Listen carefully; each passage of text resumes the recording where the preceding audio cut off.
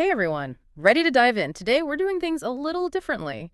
We're going deep on the work experiences of a single autistic adult. And our source material is just one YouTube video, but it's packed with insights. Oh, yeah. This video really gets into it. It's called My Biggest Challenge, Paid Employment as an Autistic Adult, and it's by Anna Gabrielle. I was so struck by her honesty. She talks about the emotional toll of job instability and that feeling of not quite fitting in. It's powerful stuff. Yeah, And she doesn't hold back on how much energy it takes to mask autistic traits in a workplace that's not always the most understanding. yeah, it's like this whole hidden curriculum you have to navigate on top of just doing the job itself. Absolutely. And for anyone who's not familiar with the term masking, it's basically this process of adapting your behavior to blend in, often suppressing natural autistic traits to meet social expectations. Which makes sense as a way to cope. But in the video, Anna really lays out the cost of this constant effort. She talks about feeling like a failure, battling exhaustion, and get this, she's had over 30 jobs since university. Wow, that's a lot of starting over. Did that resonate with you? I mean, you see these patterns play out on a larger scale. For sure. It made me think about the cumulative impact. Yeah. It's not just one bad day, it's how these challenges can build up over time for autistic individuals, and how that might lead to burnout or even serious mental health concerns. Exactly. And I think that's a really important point to highlight because it's not always obvious to people outside the autistic community. So let's go back to the beginning of Anna's story. She starts by describing these early jobs she had, like working in a cafe and waitressing. And she actually did really well in those roles. Right, which is interesting because looking back, she realizes she was already masking, even before she understood she was autistic. It shows how deeply ingrained that masking can become. Imagine navigating a whole social system without even realizing you're doing it differently. It adds a whole other layer of a complexity to the experience. Right. And then she tells this story. It's kind of wild, actually, about being wrongly accused of theft by the cafe owner's wife. Oh, gosh, that's heartbreaking. But it sadly underscores how easily autistic traits can be misinterpreted in the workplace. Totally, like nuances in communication Mhm. or maybe a less conventional way of interacting can lead to assumptions that just aren't fair. It shows that even when masking seems successful, it can still lead to these really painful situations. Okay, so as Anna moves into more demanding work environments, the challenges obviously intensify. She even uses this powerful analogy of feeling trapped in a workplace prison that feels a lot like high school. I thought that was so insightful. That feeling of constant social pressure and scrutiny, is that something you think is common for autistic adults in traditional workplaces? Or is it more specific to Anna's experience? It's a great question. What do you think? Well, while individual experiences definitely vary, I'd say that high school analogy captures a pretty core truth. Yeah. Many autistic individuals crave clear expectations, routine, a sense of control, and traditional workplaces don't always offer that. Yeah, and it's that rigidity, the constant need to decipher unspoken social rules that can be so draining. It's like you're always on, right? Yeah. Which brings us to the next big challenge. Anna describes sensory overload in these fast-paced environments. She talks about the noise in the restaurant, the constant multitasking, the difficulty unwinding afterwards. And it's important to remember that for many autistic people, sensory overload isn't just about discomfort. It can be completely debilitating. Right. Like imagine trying to focus when every sound, every flicker of light feels amplified. It's no wonder she struggled to recover. And what's fascinating is that she wasn't necessarily struggling with the work itself. It was more about the environment and the social demands, which brings up this whole question of finding the right fit. Absolutely. And Anna points out how this mismatch between her abilities and the demands of the workplace actually led to boredom, which might sound counterintuitive, but It makes total sense if you consider that craving for intellectual stimulation. right. She was a high achiever in school, so it's natural to want work that's engaging and challenging. Exactly. She even talks about her time as a lifeguard and how the monotony eventually led to depression. Which is a good reminder that meaningful work isn't a luxury. For many autistic individuals, it's essential for mental well-being. Couldn't agree more. And this brings us to a pivotal point in Anna's story. Her experience in that insurance claims advisor role. Oh, yeah. It seems like everything we've talked about comes to a head in that job. Totally. She goes into a lot of detail about the specific challenges, starting with the irony of being placed on the socially capable team despite having social anxiety. Which is just mind-boggling when you think about it. Right. It really highlights the assumptions and misconceptions that often surround autism in the workplace. Just because someone can mask well during an interview doesn't mean they're thriving in a social pressure cooker every day. And then there are these moments Anna describes that are almost funny, but also kind of painful, like the office birthday parties, bringing cherry tomatoes as a snack, Yeah. and the awkwardness of the communal hummus. Oh my gosh. The hummus, it's so relatable. These seemingly small details really reveal how much we take for granted in typical workplace culture. For sure. For someone on the autism spectrum, these unwritten social rules can be incredibly stressful to navigate. It's like a minefield of potential faux pas. Right. Exactly. And speaking of potential triggers, Anna also talks about the sensory overload she experienced in the open plan office. The noise, the lighting, the temperature. It was all a bit much. And it's interesting because she tries to mitigate this with earbuds, but can't listen to music or podcasts while working. Hmm. So her options are limited. It made me think about how individual needs can vary so much, even within the autism spectrum. What are some other strategies that could help someone manage sensory overload at work? Well, I think the key is a combination of self-advocacy and employer understanding. Some people benefit from noise-canceling headphones. Others need adjustments to lighting or flexible work arrangements. Even having designated quiet spaces can make a huge difference. So it's not about a one-size-fits-all solution. It's about creating a more adaptable and inclusive environment. Exactly. And that requires open communication and a willingness to see things from different perspectives. Which brings us to the point where Anna decides to try freelancing. She seems to appreciate the flexibility it offers, but also realizes it's not a perfect solution. Yeah, there's this push and pull, right? Freelancing gives you control over your schedule, your sensory environment, how you interact with clients, Yeah. but it also requires a lot of self-motivation, Right. strategist, and yeah, even those social skills that can be challenging. And in Anna's case, she's also juggling motherhood and recovering from a concussion at the same time. Life doesn't always make things easy. It's a good reminder that we're all dealing with multiple layers of complexity. And for some, the traditional 9 to 5 just isn't a viable option. So where does that leave Anna now? She mentions being unemployed and exploring new paths, like cleaning, selling her art and baking, even hoping to publish her novel.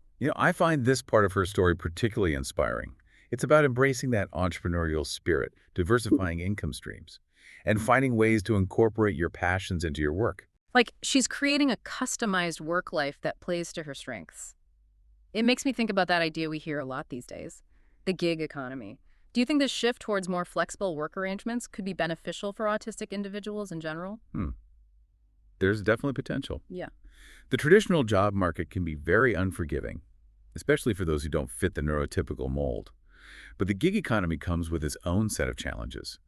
Income instability, lack of benefits, the need for constant self-promotion. It's a trade-off for sure. But for someone like Anna, who's clearly driven and multi-talented, it might be a path worth exploring.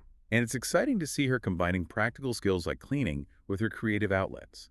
That potential for blending multiple income streams is something more people are considering, not just those on the autism spectrum. It speaks to this growing desire for work that's both fulfilling and sustainable on your own terms. And Anna still holds on to the hope of using her degree someday, which is a testament to her resilience. It is. It's that ability to adapt, to find creative solutions that I find so admirable. She's not letting setbacks define her. Okay, so we've covered a lot of ground here, but I want to zoom out for a second. What's the biggest takeaway you want our listener to walk away with from Anna's story? Hmm. For me, it's the importance of shifting our perspective. Instead of focusing on what autistic individuals can't do in a traditional workplace, let's start asking how we can create environments where they can thrive. It's about seeing the strengths, the unique talents that neurodiversity brings to the table. And realizing that making workplaces more inclusive for autistic individuals benefits us all. It unlocks potential, fosters innovation, and creates a more equitable society. I think that's a perfect place to transition to the final part of our deep dive. We'll be back after a quick break to discuss what Anna's story means for employers, colleagues, and anyone who wants to build a more understanding and supportive world. It's like we're challenging that whole idea of what success looks like, that there's only one right path. Anna's story shows us there are many ways to build a fulfilling work life. Absolutely. And that's such an important message, especially for employers. We need to move away from that rigid, one-size-fits-all mentality and create workplaces that embrace different ways of thinking and working. Thinking back to those anecdotes, Anna shared, even small changes could make a huge difference. What are some concrete things employers can do to be more accommodating to autistic employees? Well, providing options for sensory regulation is key. Think noise-canceling headphones, adjustable lighting, designated quiet spaces. Clear communication is also crucial. Instead of relying on unspoken social rules, be explicit about expectations and provide clear feedback. So it's about creating a culture of understanding, right? Where differences are seen as assets, not liabilities. Exactly. And that goes beyond just the employer. It's about colleagues being aware of neurodiversity, being patient with different communication styles, and be willing to learn from each other. It's a collective effort to create a more inclusive workplace. For our listener, what would you say is the most important first step in understanding the experience of autistic adults like Anna? I'd say it starts with listening. Seek out autistic voices, read their stories, engage with their perspectives. There's a wealth of information out there. And it's only by educating ourselves that we can start to break down those harmful stereotypes and misconceptions. That education piece is so important because it challenges us to rethink our assumptions about what it means to be successful, what it means to be a good employee, even what it means to be normal. We've been conditioned to think there's one right way to be. But Anna's story reminds us that diversity is a strength, not a weakness. And when we create spaces where everyone feels valued and respected, everyone benefits. It's like that rising tide lifts all boats kind of thing. We all win when we embrace the unique talents and perspectives that each person brings to the table. Couldn't have said it better myself. And if you're interested in learning more about Anna's journey in her own words, we highly encourage you to check out her full YouTube video. A huge thank you to Anna Gabrielle for her honesty and for sharing her story with the world. And to our listener, thank you for joining us for this deep dive into the complexities of navigating work as an autistic adult. We hope you found it insightful and perhaps even inspiring. Remember, creating a more inclusive world starts with each of us. Let's continue to learn, to listen, and to advocate for a future where everyone has the opportunity to thrive. And on that note, we'll wrap up this episode. Until next time, keep those brains curious and those hearts open. Yeah, it's like we're challenging that whole traditional definition of success, the idea that there's only one right path. Anna's story shows us there are so many ways to build a fulfilling work life. It does. And it's a message that I think especially employers need to hear. We need to move away from that one-size-fits-all mentality and create workplaces that embrace different ways of thinking and working. For sure. And thinking back to those anecdotes Anna shared, even small changes could make a huge difference. What are some concrete things employers could do to be more accommodating to autistic employees? Well, I think providing options for sensory regulation is key. So things like noise-canceling headphones, adjustable lighting, designated quiet spaces, and then clear communication is crucial. Instead of relying on unspoken social rules, be really explicit about expectations and provide clear feedback. It's about creating a culture of understanding where differences are seen as assets, not liabilities. Exactly. And that goes beyond just the employer, too. Right. It's about colleagues being aware of neurodiversity, being patient with different communication styles, and being willing to learn from each other. So it really is a collective effort to create a more inclusive workplace. For our listener, what would you say is the most important first step in understanding the experience of autistic adults like Anna? I'd say it starts with listening. Seek out autistic voices. Read their stories. Engage with their perspectives. There's a wealth of information out there. And it's only by educating ourselves that we can start to break down those harmful stereotypes and misconceptions. That education piece is so important because it challenges us to rethink our assumptions about what it means to be successful, what it means to be a good employee, even what it means to be normal. Yeah, we've been conditioned to think there's one right way to be. But Anna's story is such a good reminder that diversity is a strength, not a weakness. And when we create spaces where everyone feels valued and respected, everyone benefits. It's like that saying, a rising tide lifts all boats. We all win when we embrace the unique talents and perspectives that each person brings to the table. Could agree more. And for anyone who wants to hear more about Anna's journey in her own words, we highly recommend checking out her full YouTube video. Yes, definitely do that. And a huge thank you to Anna Gabrielle for her honesty and for sharing her story with the world. It's so inspiring. And to our listener, thank you for joining us for this deep dive into the complexities of navigating work as an autistic adult.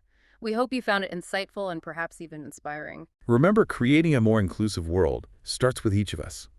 Let's continue to learn, to listen, and to advocate for a future where everyone has the opportunity to thrive. And on that note, we'll wrap up this episode. Until next time, keep those brains curious and those hearts open.